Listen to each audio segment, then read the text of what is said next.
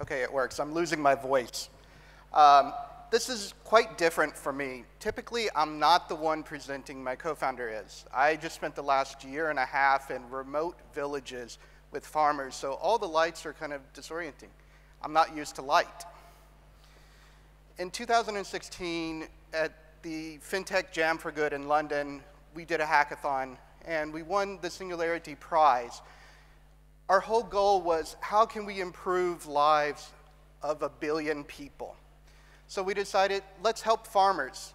It's one of the parts of the population that people tend to forget, yet we all eat food. We focused on farmers that are very small. They have just a few acres of land, and they live on just a couple of dollars per day. To really understand the trouble that these farmers had, as I said earlier, I went and spent a year and a half in very remote villages to live with the farmers, to work with the farmers day in and day out, to make sure that we devised a solution that would actually really help them. What we learned doing this with the proof of concepts was we were able to actually increase their income 3 times by solving a simple problem of trust. It's something that we take for granted, but we found the farmers really do not trust each other. They do not work together. And so by putting an application in their hands with a very cheap little smartphone, and the video didn't work, we were able to gain their trust to work together. We also were able to do provenance and show what farmer actually made that chocolate that you are eating.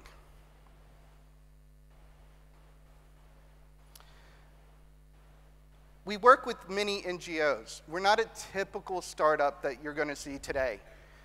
We try to get partners to fund the phones, put them in the farmers' hands for free.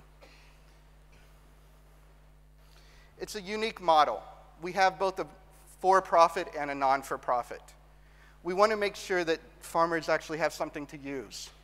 We don't want to charge our farmer.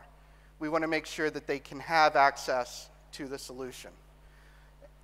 The solution lets them work together, lets them now buy and use various products on the phone.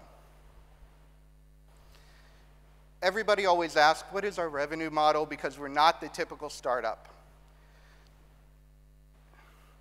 So, as I mentioned earlier, we helped increase their revenue. That lets them actually spend money on our platform, and we take a commission from it.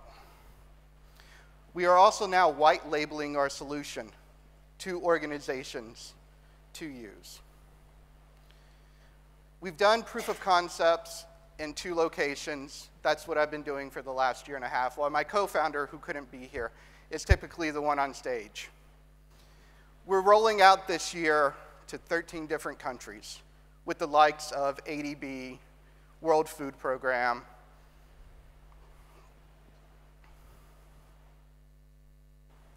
We've done all of this on $300,000, which for a lot of startups, that's quite new. We're now finishing a $1 million round, and we hope to actually go into our Series A at the end of the year. Thank you. Great job, thank you. Judges. Hello, speaker. Judges, any questions? Sorry. One. Can you talk us through how you solve the provenance of the more fungible products like grains, palm oil, other things like that? Yeah. So with the provenance of grains, I'll use grains as an example. I was in Kenya with wheat farmers.